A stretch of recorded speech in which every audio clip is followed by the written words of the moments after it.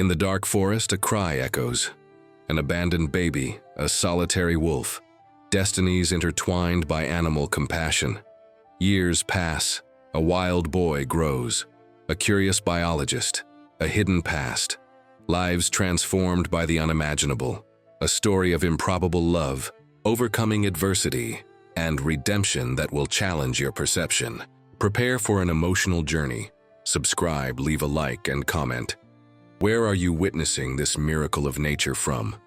The cry echoes in the darkness, fragile, desperate, a plea for help that cuts through the silence of the dense forest, like the edge of a sharp blade. Among centuries-old trees that rise like impassive sentinels, a small bundle trembles under the pale autumn moonlight. Nature seems to hold its breath. What if you could witness the exact moment the impossible becomes reality? The baby, just hours old, doesn't understand the cruel fate imposed upon him. His tiny fingers flutter in the cold night air, seeking the warmth of an embrace that won't come. The blue silk blanket, the only luxury left to him, is soaked with dew. Tears mix with the moisture, crying and nature in a symphony of abandonment. Through the dense vegetation, a pair of golden eyes watches. Curious, cautious, a silver-coated wolf emerges from the shadows, her snout sniffing the air laden with human fragility. Predator and prey, united by the most improbable of circumstances. She approaches with silent steps, muscles tense, ready to retreat at the slightest sign of danger. Destiny, that weaver of improbable stories, had taken her own pups just a week before. A hunter, a trap, a nest of life transformed into a sanctuary of death. The emptiness in her chest, that primitive pain that transcends species, made her howl for nights on end to a moon that seemed deaf to her laments. Until now. The wolf approaches the small human bundle. She sniffs, hesitates. Any other predator would see there only an opportunity, vulnerable flesh, an easy feast. But not her, not today. As the baby cries, something awakens within that animal's wild core.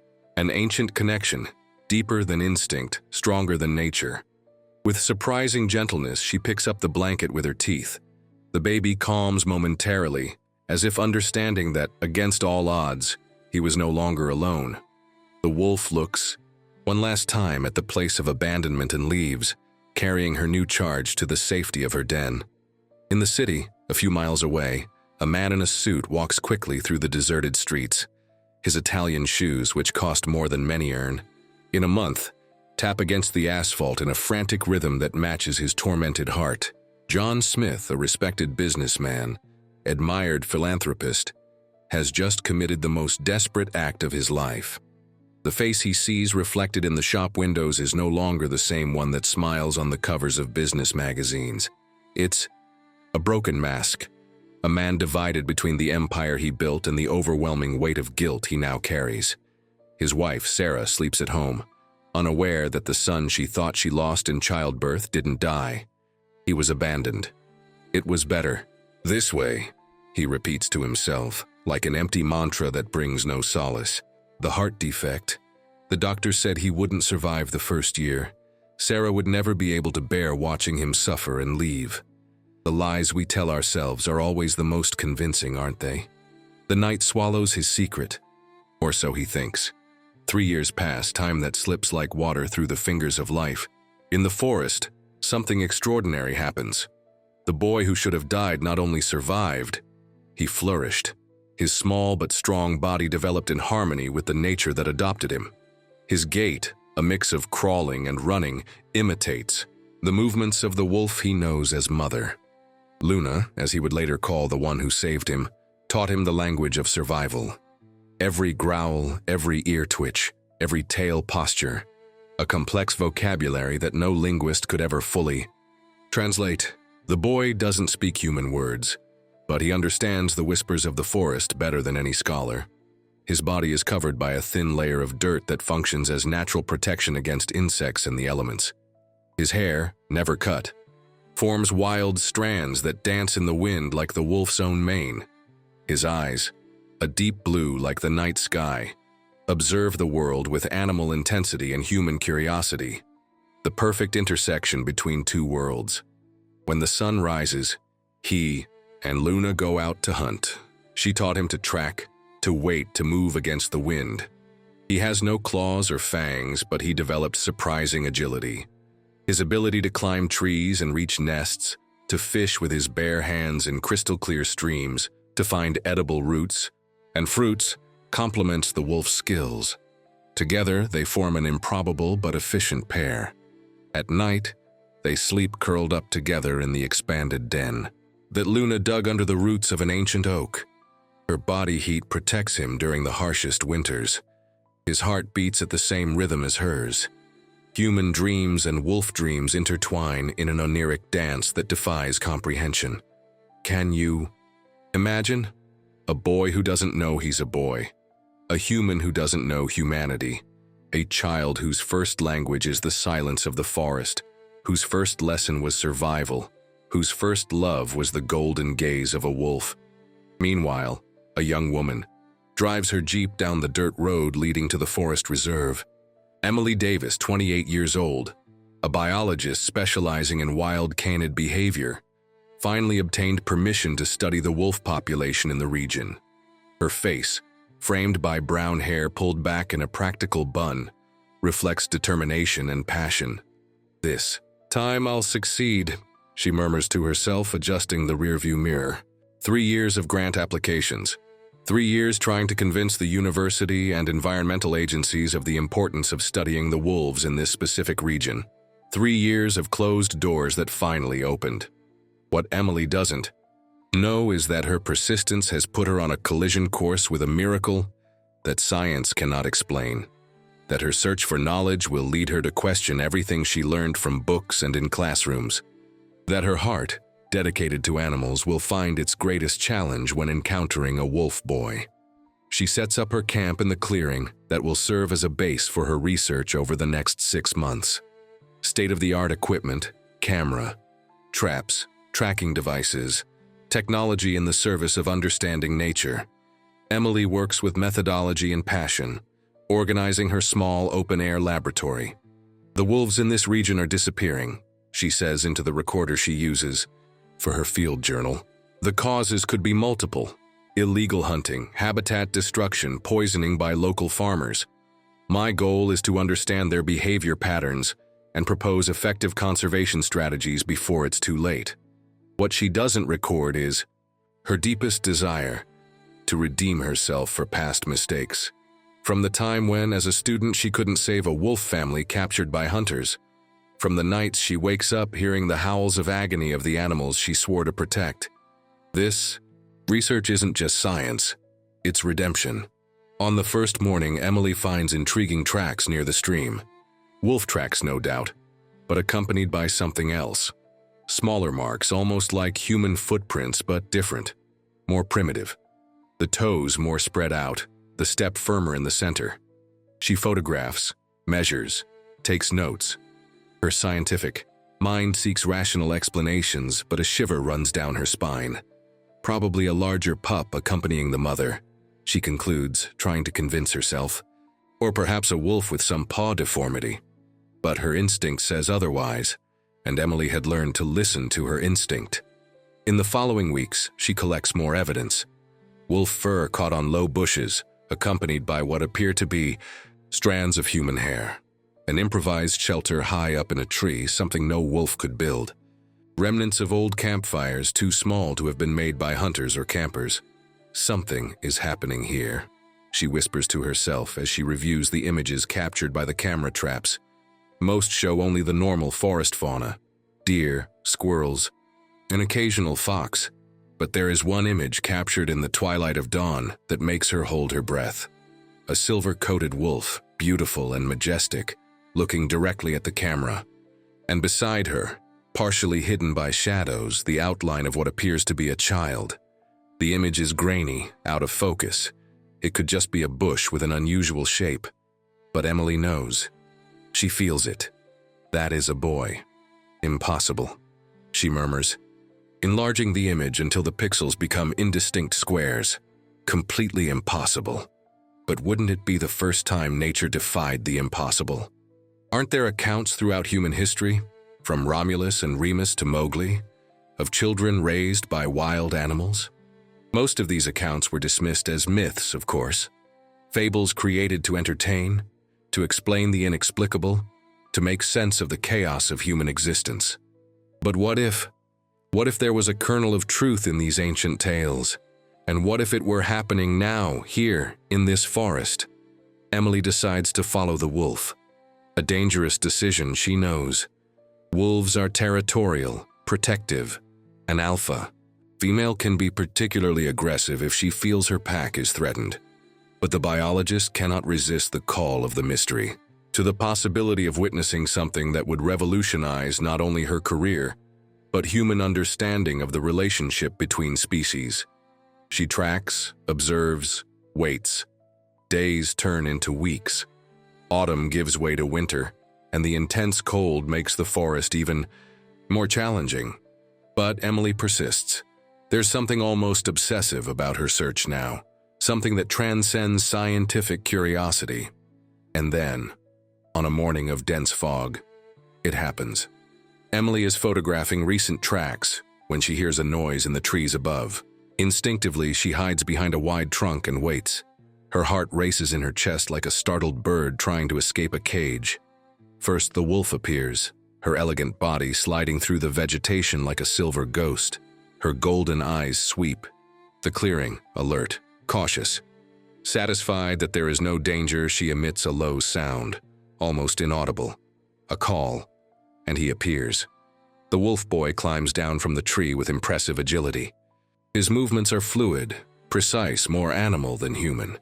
He is naked except for a kind of improvised loincloth made of skins. His lean but muscular body is covered in scars, marks of a wild life. His dark hair, matted like a raven's nest, falls over his shoulders in thick strands. But it's his eyes that capture Emily's soul. Blue, intensely blue. Human eyes in a face that has never known the gentle touch of civilization. Eyes that reveal intelligence, curiosity, and a primal wildness. That makes the biologist tremble. The boy sniffs the air as a wolf would. He smelled Emily, his muscles tense, ready to flee or fight. The wolf beside him growls low, a warning. Emily knows she should retreat, that any sudden movement could provoke an aggressive reaction, but something compels her to act differently. Slowly, with deliberately calm movements, she steps out of her hiding place. The boy and the wolf freeze.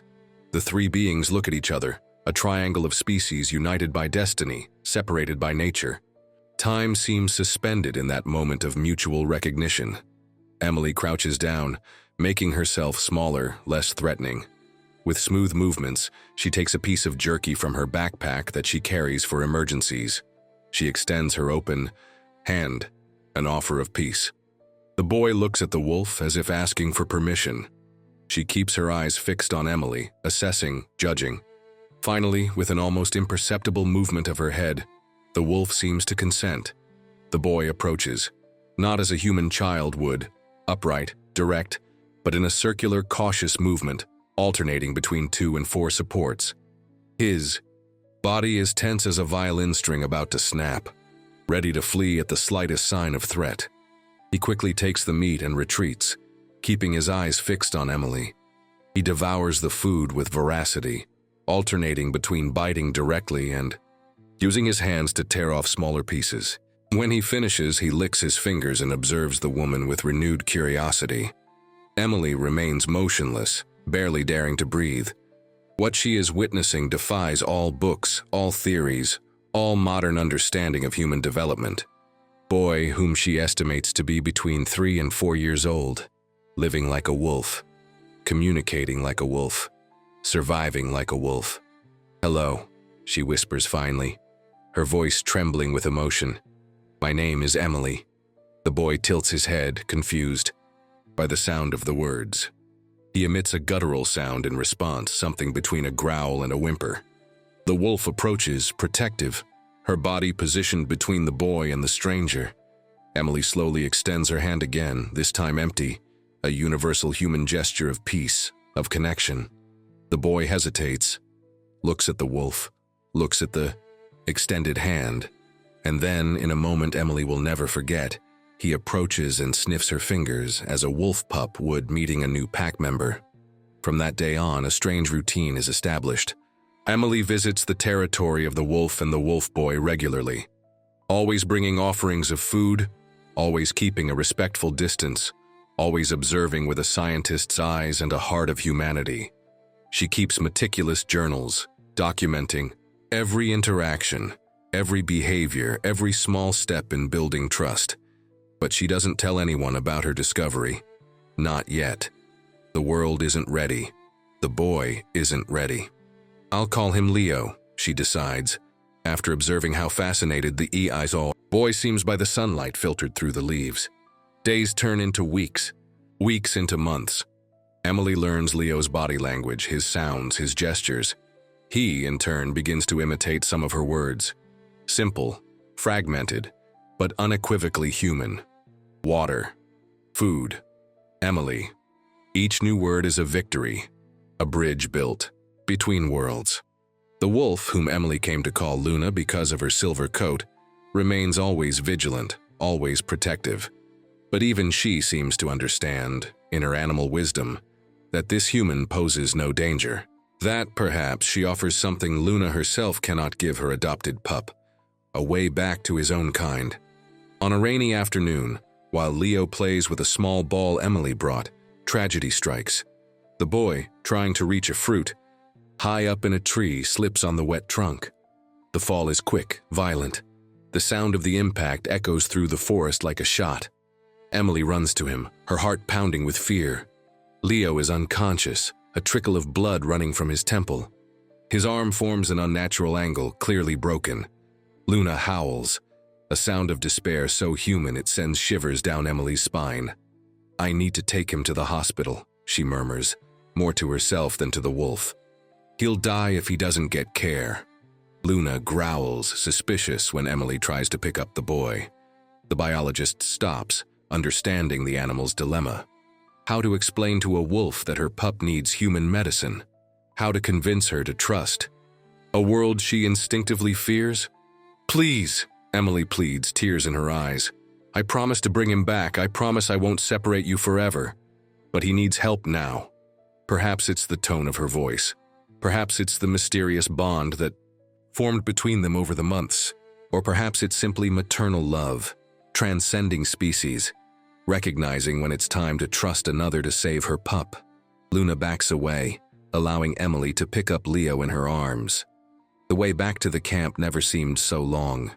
The rain falls, mercilessly, turning the trail into slippery mud. Emily carries the small, light body against her chest, feeling each weak breath as a gift. Luna follows at a distance, a silver shadow among the trees, unable to abandon her pup, unable to fully enter the world of men. When Emily finally reaches the jeep, she places Leo carefully in the back seat, wrapped in her coat. She looks one last time at the forest, glimpsing Luna's golden eyes among the vegetation. "I'll bring him back," she promises again, not knowing if the wolf can understand her, but feeling the need to verbalize the commitment. "I swear." The regional hospital is an hour away. Emily drives like she's never driven before, ignoring the speed limit, the dangerous curves, the slippery road. Her thoughts are a whirlwind of worries. How to explain Leo? How to protect him from the media circus that will surely form around the wolf boy? How to ensure he receives the necessary medical treatment without becoming a guinea pig, a curiosity, a phenomenon? At the hospital reception, she improvises a story. She says she found the boy abandoned in the forest, likely a victim of abuse. It's not a complete lie. It's a simplification of the extraordinary truth that no one would believe. The doctors act quickly. Leo is taken to surgery, his broken arm requiring pins to stabilize. Exams reveal a slight concussion, but no internal bleeding. "He was lucky," says the doctor, unaware how inadequate that word is to describe this child's improbable journey. While Leo is being treated, the inevitable questions begin. Social workers, police officers, hospital administrators, everyone wants to know more about the mysterious boy found in the forest. Emily sticks to her simplified story. but knows it's only a matter of time until the truth comes out. Meanwhile, at the Smith mansion, John reads the newspaper during breakfast. A small article on the police blotter page catches his attention. Biologist finds abandoned child in forest reserve. There's no photo, just a brief description. Boy approximately 3-4 years old, dark hair, blue eyes, found alone in the forest, currently hospitalized. The coffee cup falls from his hands, shattering on the marble floor. Sarah, his wife, runs over, startled by the noise. "John, what happened? Are you all right?" He can't answer. His face is pale as wax, his eyes fixed on the words that seem to leap from the page and stab his heart. Could it be possible? After all this time? "I need to leave," he finally manages to say, standing up so abruptly that the chair tips over backwards. Urgent matter at the office. Sarah watches him with concern. Over the past 3 years, she's watched her husband transform. The vibrant, loving man she married has become distant, obsessed with work, tormented by nightmares he refuses to share. She suspects it's all related to the loss of their son, a grief he never properly processed, preferring to bury himself in philanthropic projects and business expansion. "Is it about the children's home again?" she asks softly. The children's home John founded after his son's death became his particular obsession. He personally oversees everything, from construction to staff hiring, donating millions to ensure the children have the best possible care. "Yes," he lies, unable to look his wife in the eyes. Problems with the new dormitory. As John drives his luxury car toward the regional hospital, his mind is a whirlwind of contradictory emotions: fear, hope, guilt, longing.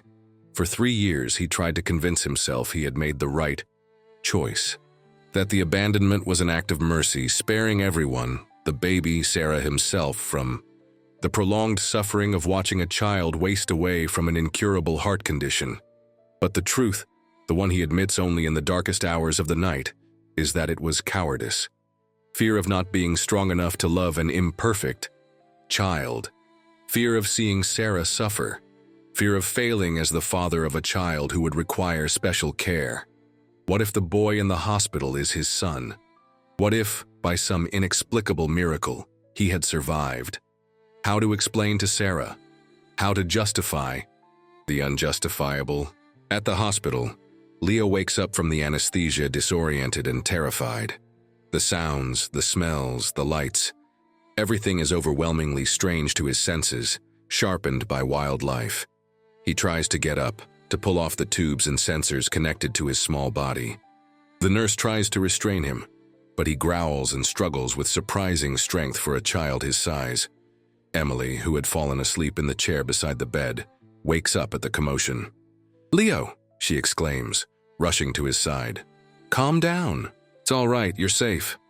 The boy recognizes her immediately. His blue eyes, wide with fear, fix on her like anchors in a storm. He emits a low sound, almost a contained howl, which Emily interprets as a question. "Luna is waiting," she assures him, gently stroking his matted hair. "We'll go back to her, I promise, but first you need to get well." Gradually, Leo calms, and his trust in Emily, built over months in the forest, is the only bridge between his wild world and this alien environment full of strangers in white clothes and shiny instruments. The doctor enters the room, accompanied by a social worker. They observe the interaction between Emily and the boy with professional interest. "It's remarkable how he responds to you," the doctor comments. "Considering the circumstances in which he was found, we would expect much higher levels of trauma and rejection of human contact." "How long exactly have you known him, Dr. Davis?" asks the social worker, her tone suggesting she suspects Emily's story isn't complete. Before Emily can elaborate another half-truth, the room door opens again.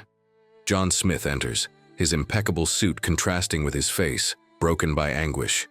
His eyes scan the room until they find the small figure in the hospital bed. Time seems to freeze. Father and son, separated by a 3-year abyss and impossible choices, look at each other for the first time.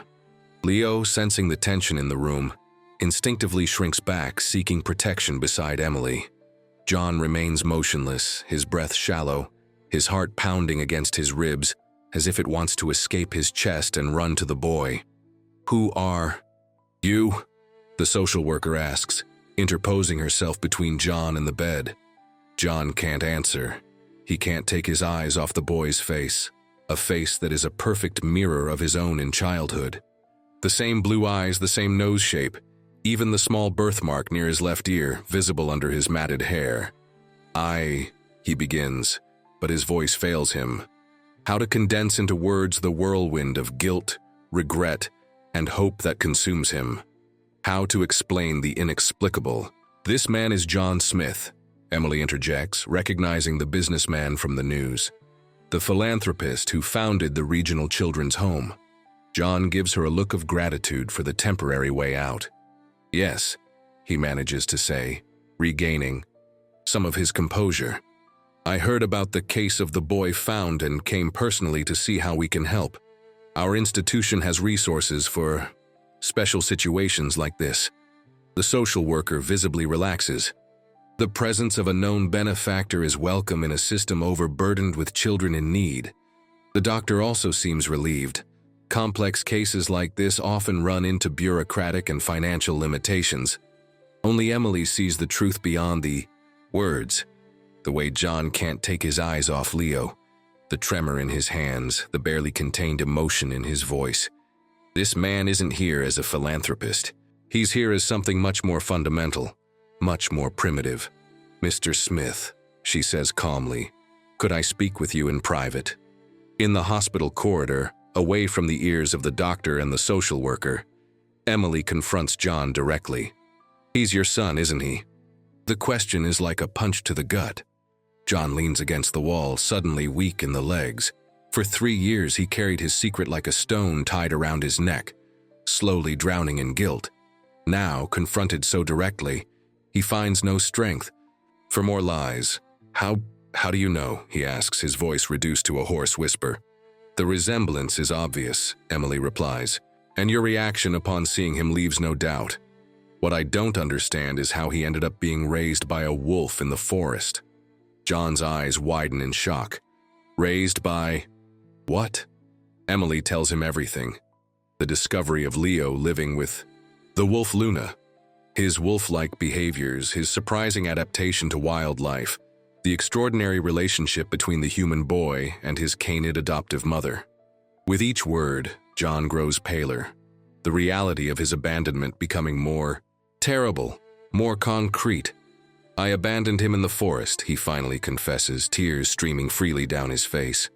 "The doctor said he had a severe heart defect, that he wouldn't survive the first year, that he would suffer every day of his short life. I didn't tell Sarah, my wife, the truth. I said he died in childbirth. I thought it would be more merciful for everyone." Emily watches him, divided between judgment and compassion. "Well, it seems the doctors were wrong," she says, finally. "The tests they ran here show no heart anomaly. Perhaps there was an error in the initial diagnosis." John covers his face with his hands, sobbing uncontrollably now. The weight of what he did, of the consequences of his choice, falls upon him like an avalanche. What happens now?" he asks when he finally regains some composure. It's a question for which there is no simple answer. The boy John abandoned is no longer just his son. He is also the son of the forest, the son of Luna. His identity, his development, his very humanity were shaped by an existence that challenges all our understandings of upbringing, nature, and culture. "First, you need to tell your wife the truth," Emily says firmly.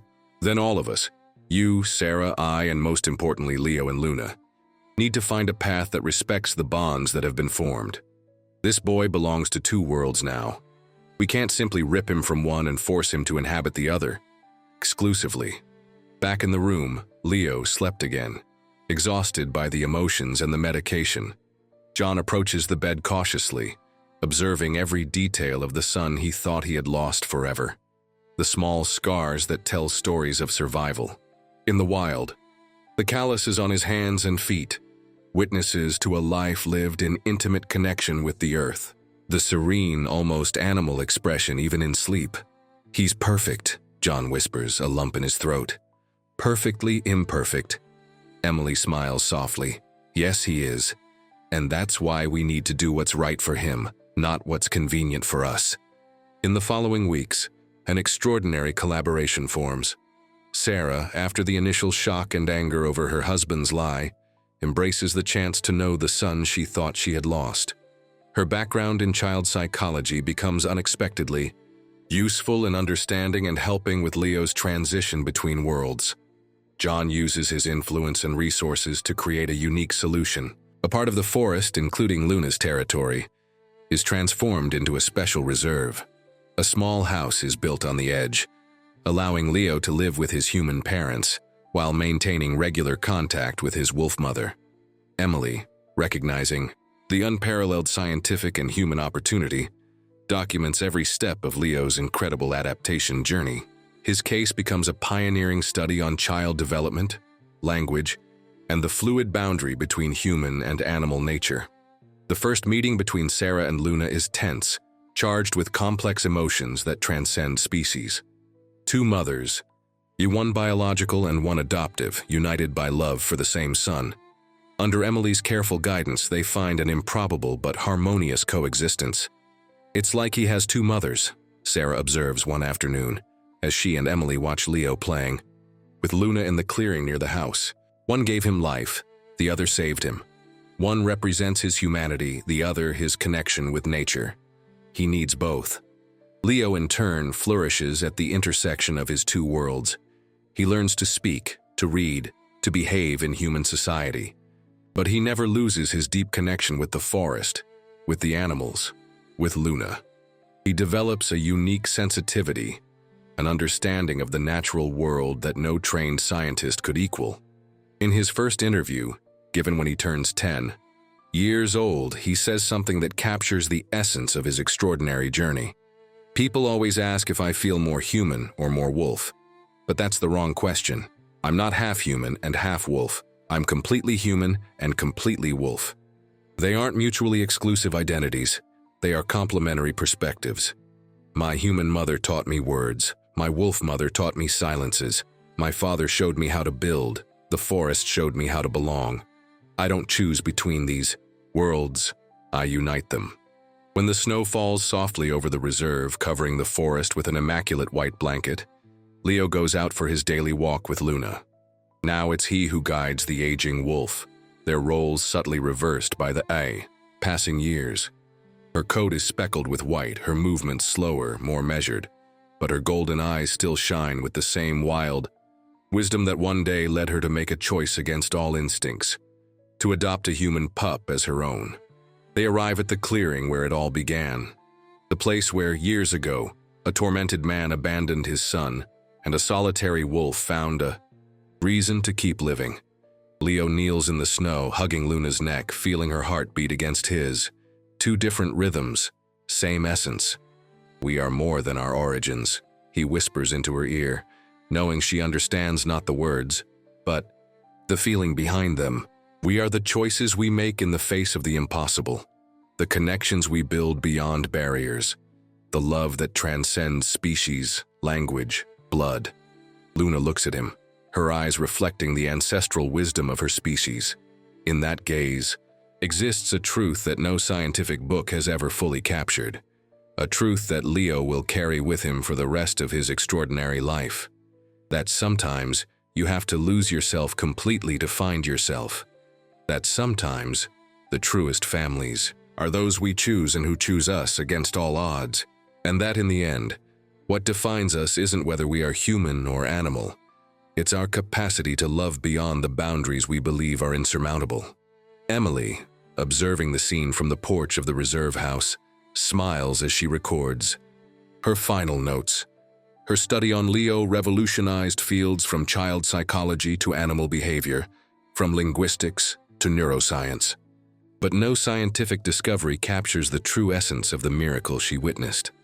Perhaps, she writes in her personal journal, the words flowing directly from her heart, our deepest humanity isn't in our separation from nature, but in our connection with it. Perhaps what makes Leo so extraordinary isn't that he lived as a wolf, but that he reminds us what it means to be truly human, to recognize oneself in another species, to build bridges where only chasms existed, to find family in the most improbable places. When night falls softly over the reserve, covering the forest with an immaculate white blanket, Leo goes out for his daily walk with Luna. John and Sarah wait for them on the porch, mugs of hot chocolate steaming in the cold air. Together they form a picture that defies conventional definitions. Two humans, an ex-wolf boy and an old wolf, united by a journey that began in the darkness of abandonment and blossomed in the light of reunion. And if you ask any of them what the greatest gift of this improbable journey was, the answer will be unanimous: the rediscovery of what family means. Not just the one defined by blood or by species or by biology, but the one created by the invisible bonds of care, protection, and unconditional love that, in moments of deepest despair, can transcend even the barrier between humans and wild animals. That is the true lesson of the Wolf Boy. That is the story that will continue to be told, generation after generation, inspiring us to look beyond appearances, beyond differences, beyond the limits we believe define the possible. Because, in the end, we are not just what we are born to be. We are what we become when life challenges us to grow beyond our boundaries. We are the connections we form, the bridges we build, the worlds we unite within ourselves. And that, perhaps, is the greatest miracle of all.